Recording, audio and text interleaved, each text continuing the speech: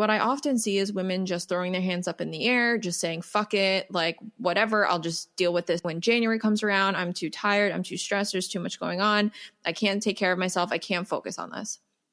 This is the exact wrong attitude. Welcome to Cravings Control for Fat Loss.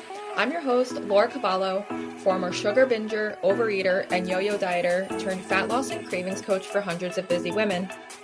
Here at Cravings Control for Fat Loss, I'll be sharing mindset, movement, and metabolism strategies for those who are ready to ditch the fat diet cycle and slim down without counting calories, tracking points, or giving up any of the foods they love. Get ready to embrace progress over perfection, grace over guilt, and bring curiosity and learning to the inevitable ups and downs of your life. Expect a decrease in your cravings while seeing and feeling an improvement in how you look, how you feel, and your overall quality of life. I am so excited you're here, boo. Let's get started. Hey there, boo. I have a special gift for you. I created a free guide with 10 proven ways to reduce afternoon cravings and nighttime overeating. And I created this in response to knowing that this is a really big struggle for a lot of women out there, and maybe it is for you too.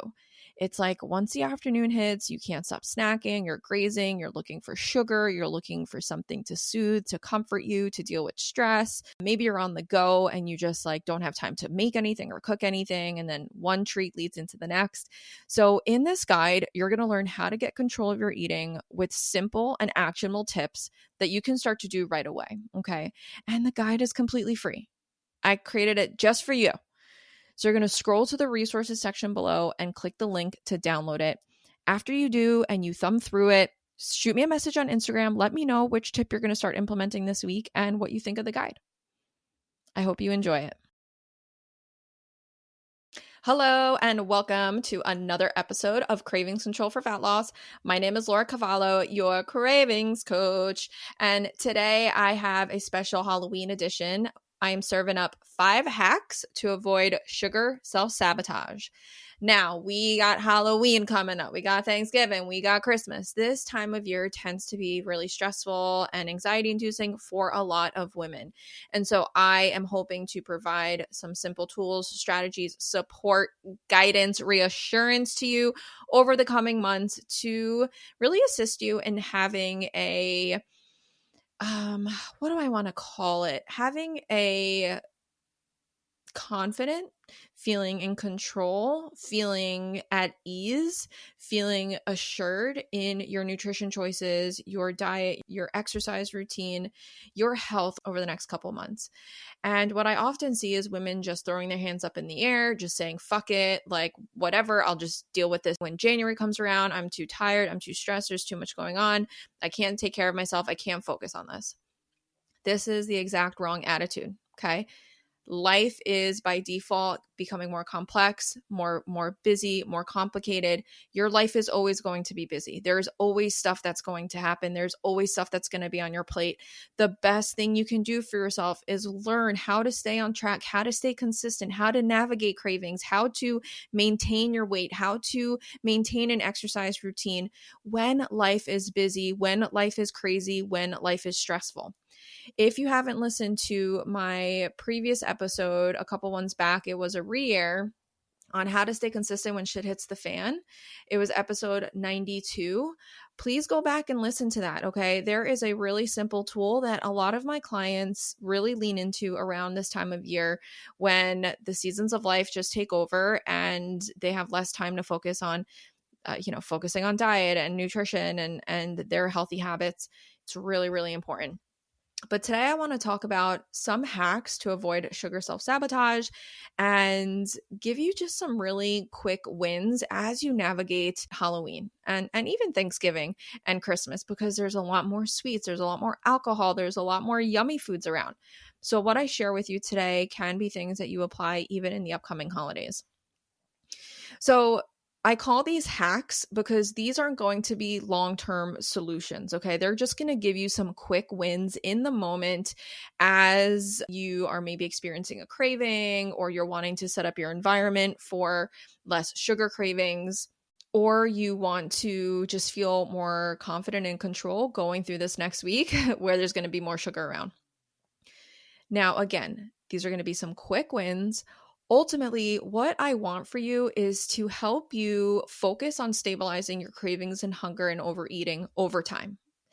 Then as you stabilize the cravings, as you stabilize your hunger, you're not having these big drastic impulses where you are super hungry and then overeating, and then you're undereating because you ate too much, or you have these intense bouts of sugar cravings and then they're totally gone. We don't want these highs and lows. We want things to be more stable.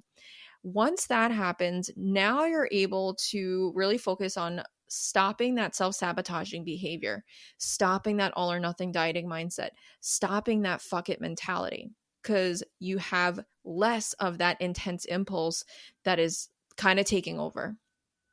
Once you've learned strategies to help you stopping self-sabotage, then we can get to the root cause of your cravings issues and discover your unique cravings code. Okay. So this is sort of a long-term journey for you.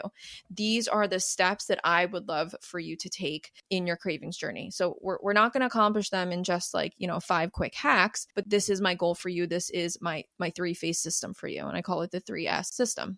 So these 5 hacks, what we're doing is we're not denying ourselves. Okay. But we are including these foods in a more appropriate and cravings friendly way.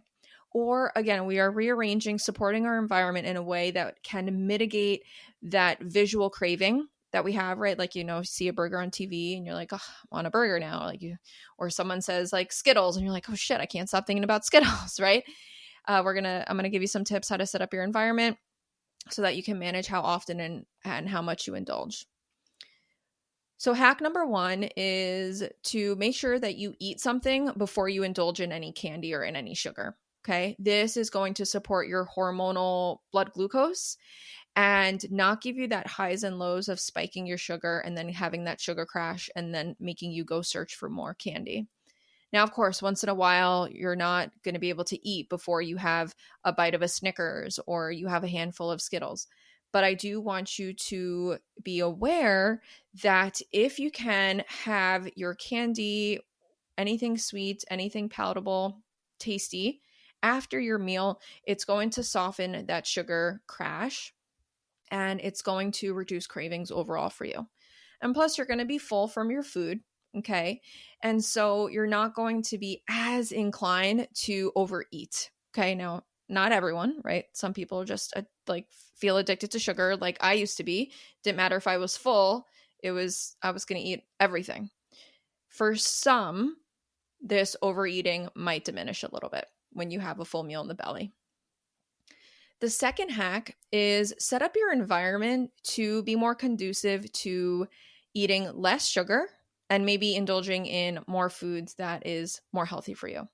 So if you are keeping the candy out on the counter or in the living room or right smack dab first thing in the fridge, every time you see it, right, you might be inclined to just grab a handful. Now, this is not something that I actually teach my cravings clients as a long-term strategy. I think that this is more of a quote unquote Band-Aid fix because it's just a temporary solution. And what it really does is it also makes you think of that food as bad, right? Like, oh, I can't have it, get it out of sight. I can't control myself. We don't actually want to develop that mindset around it. However, for some people that are in their beginning stages of cravings control who don't have a healthy relationship or healthy approach to nutrition, maybe their hormones are not quite stable, they're still in that self-sabotage phase. When they see food, when they see candy, right, when they see palatable foods, they're tasty foods, they automatically will go for it, right? So if you find yourself in this first sort of phase of cravings control, then maybe keeping it out of sight might be something that's helpful for you. Along with this, if you want to snack on healthier options, keep things on your counters that you want to indulge in. Bananas, nuts, seeds, fruit, right? I said banana already. Things that are easy for you to grab that are going to be a little bit more nutrient dense. Okay. Now there's no good or bad food, right? We're thinking about food as more or less nutrient dense. So that's just a little quick hack for you. Keep your food out of sight, off the counter. And, I know y'all probably have kids, right? You're probably like, okay, well, cool, Laura. Like, my kids have the candy all over the friggin' house. Put a timeline on it for them. You kids can have, like, pick your favorite candy. We're donating the rest to grandma and grandpa, or we're donating the rest to someplace, or we're throwing out the rest, or whatever. And, you have 5 days to pick out your favorite candy or whatever. Or you have 7 days to eat candy, whatever we have left over, we're throwing out. Okay. I know people that would have friggin' Halloween candy until Easter. Until Easter. You don't need candy in your house that long. The third hack is allow yourself. Now, again, if you're in this beginning phases where candy and these treat foods are really feeling off limits, you're feeling bad when you have them, I'm going to challenge you. Okay. This next one's going to feel like, oh shit. You want me to do what? I want you to allow yourself to have one piece of your favorite candy with a full Satisfull breakfast. I want you to allow yourself to have one piece of candy with a Satisfull lunch. And I want you to allow yourself to have one piece of candy with a Satisfull dinner. This is going to remove the shiny object syndrome. So you've ever heard of that expression where it's like, the more you can have something, the more you want it, or the less you can have something, the more you want it. This is the exact same way that our psychology works when it comes to food. The more you deny yourself something, the more you fucking want it, right? So let's just take that shiny object away. Stop making it so special. Who the fuck cares? Have a mini Snickers with breakfast. Have a little bag of Skittles with lunch. Have a lollipop with dinner. Try it out for 3 days. Try it for 3 days. Come back to me and tell me how your cravings are, how your mindset around food has started to shift. Tell me the changes that you're experiencing. Tell me if it's helped or if it's hurt. Okay, just try it. Just try it. Okay. Again, this is going to remove the shiny object syndrome that this food is instilling in you. And you're going to see that's really not that big of a deal.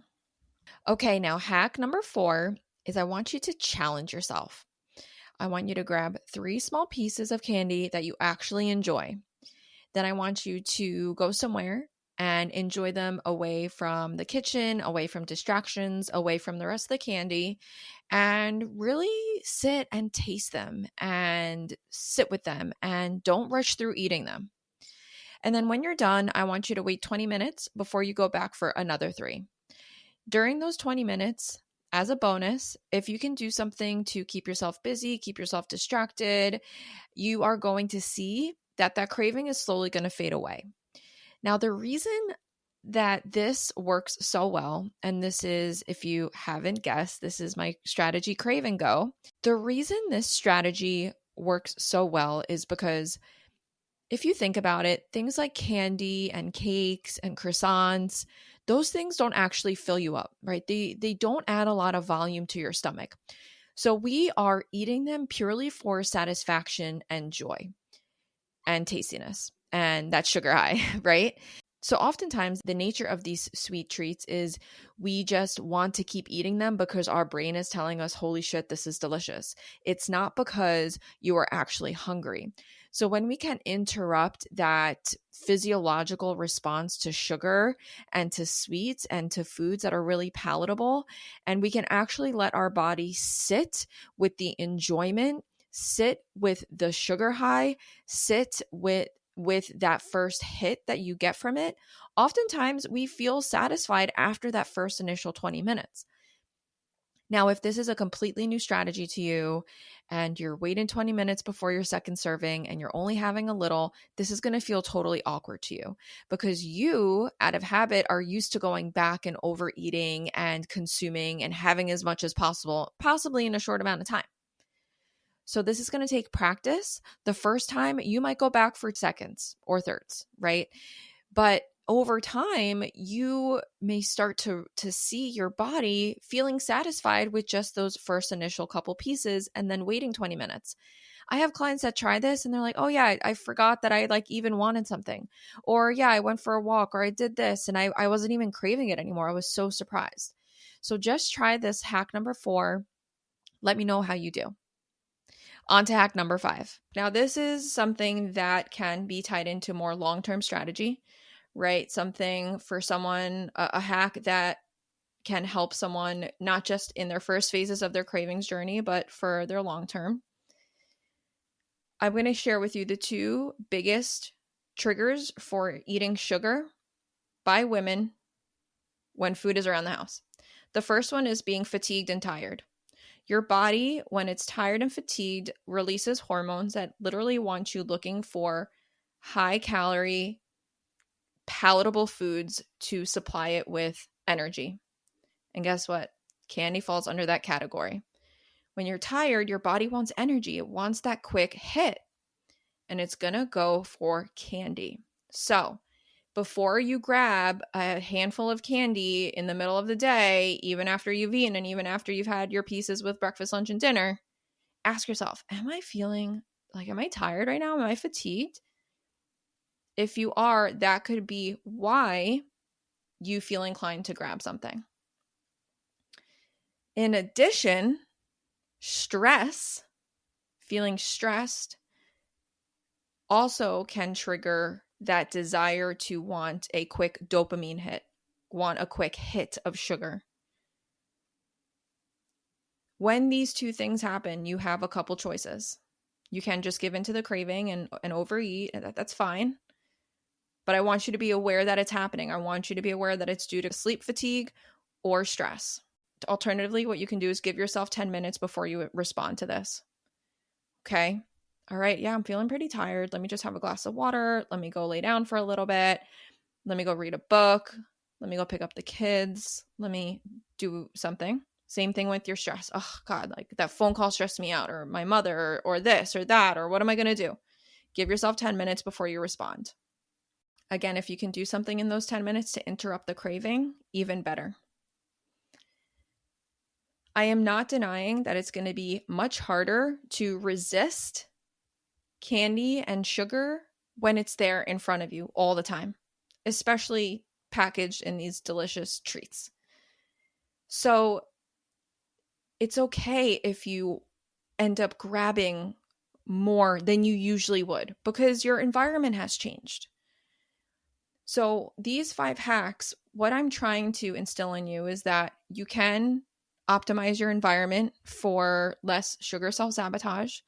You can manage your hormonal response to sugar by doing things like eating before you indulge and, even allowing yourself to have a piece with breakfast, lunch, and dinner.